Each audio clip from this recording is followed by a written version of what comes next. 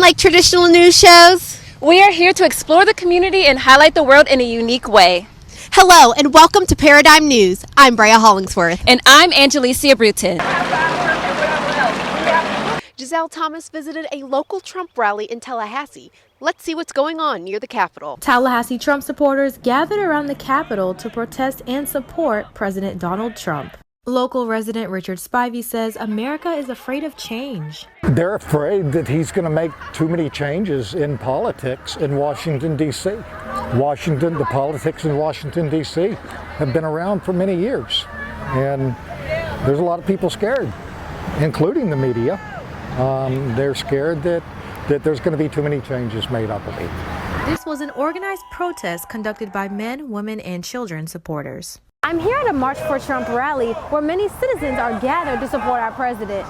Now, there are many men and women here. Some women with signs that say Trump for women empowerment, and also some signs that are supporting the wall. As you can hear, they are currently talking about building the wall. Now, there are some Americans that are weary about some of the decisions that President Trump has been making, but clearly he has many supporters.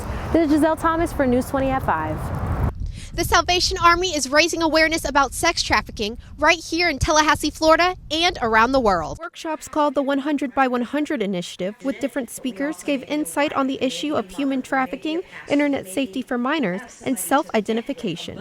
Authorities say that human trafficking is the largest and fastest growing criminal industry in the world. It has been underground for a long time, but people are starting to get more educated and realizing that this really is an issue, not only globally, nationally, but right here in Florida, right here in Tallahassee, right here under our noses. There are state legislative bills that are currently working their way through the Florida Senate to help victims of sex trafficking in Florida.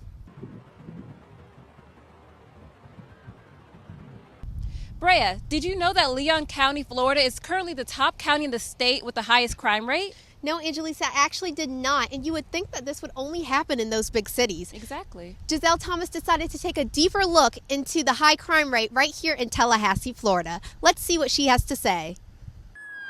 Statistics show that the crime rate in Leon County has rose 9.5% within the past year. Crime rate is determined by calculating the number of reported crimes per 100,000 in population. The Florida Department of Law Enforcement reports that the crime rate has increased over 14% within the city limits of Tallahassee. Local resident Lisa Marie Torres says that she was unaware of the high crime rate in Leon County. I do listen to the news and I try to watch the news whenever I can, and I don't feel like I, as a citizen or as a resident of Tallahassee, have been made aware of that. The Leon County Sheriff's Office is aware of the high crime rate within the city of Tallahassee. Newly elected Sheriff Walt McNeil expands on the no-nonsense approach he has began. We have to identify who the people are who are actually involved in criminal activity, who are career criminals.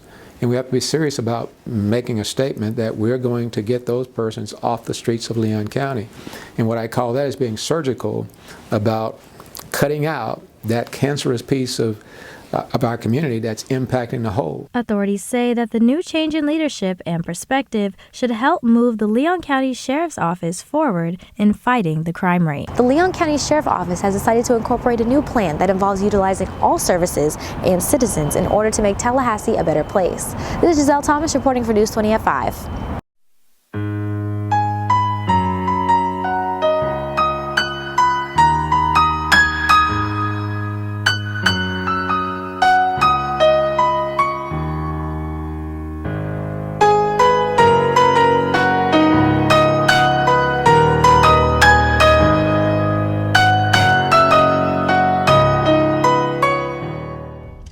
Midtown Tallahassee had a big event that supported Girls on the Run. Yes, the event was hosted by the GFWC Junior Women's Club of Midtown.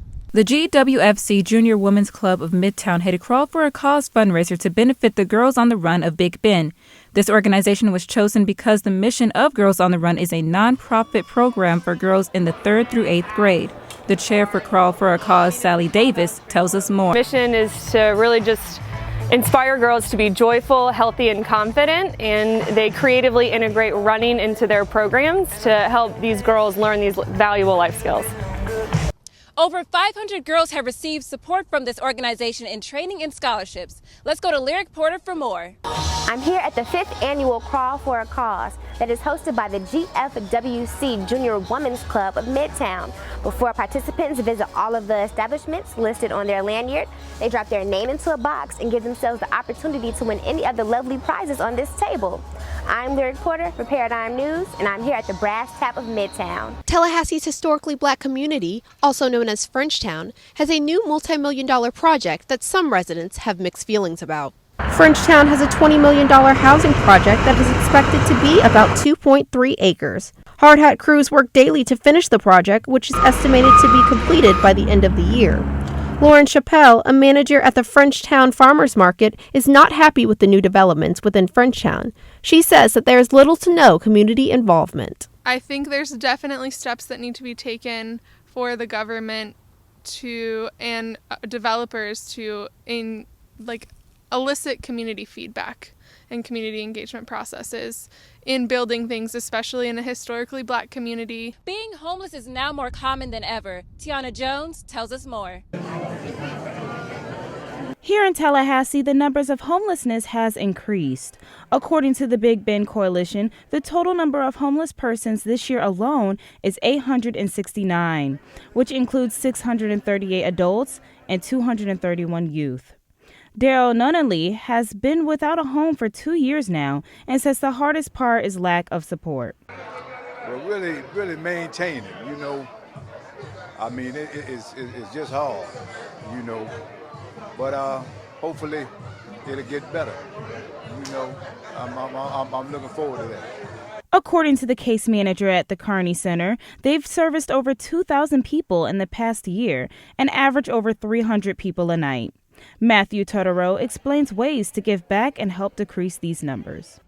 Get involved, talk with them.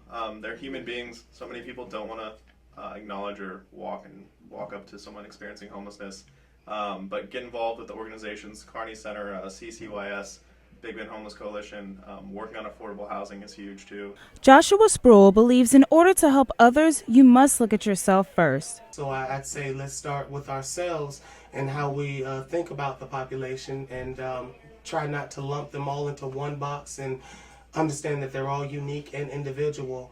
There are a total number of 17 homeless shelters in Tallahassee, which provide services 365 days a year, 24 hours a day. According to the Big Bend Homeless Coalition, the main issue of homelessness here in Tallahassee isn't mental disability, isn't substance abuse, it's the lack of affordable housing. With FAMU TV 20, I'm Tiana Jones. Being homeless is not easy to manage. Let's take a look at the issue from the other side of the spectrum. I have a daughter. My daughter's mama died on me. I found her dead.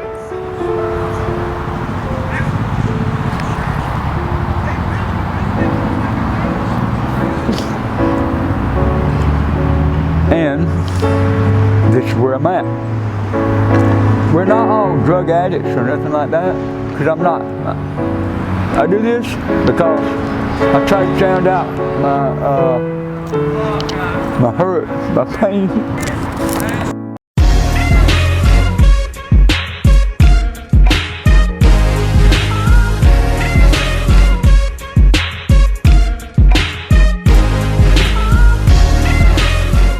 The city of Tallahassee always has something going on. You're right, Brea. Every Wednesday from noon to 6, there's a special market that takes place at a local park in Tallahassee. The Growers Market at Lake Ella allows the community to shop for fresh produce every Wednesday. All items in the market are organic and range from peppers to cabbage and many more.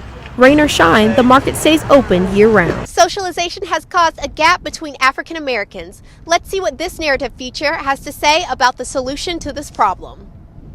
You never forget your history, and you need to make sure you go back and if you got a grandparent house or your own house, you need to go back to your city and save it.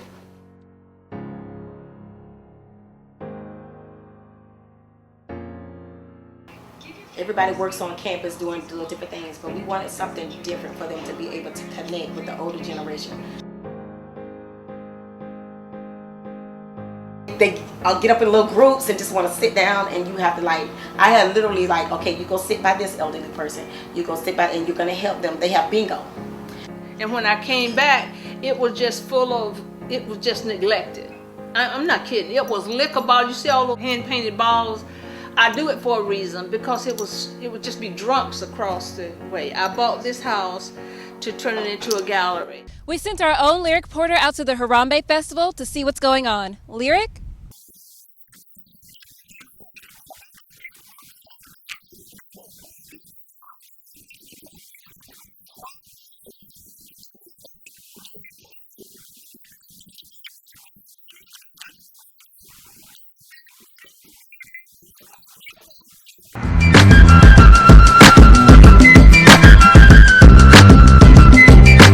I hope you all enjoyed this episode of Paradigm News. I'm Angelicia Bruton. And I'm Brea Hollingsworth. Unlike traditional news shows, we are here to explore the community and highlight the world in a unique way.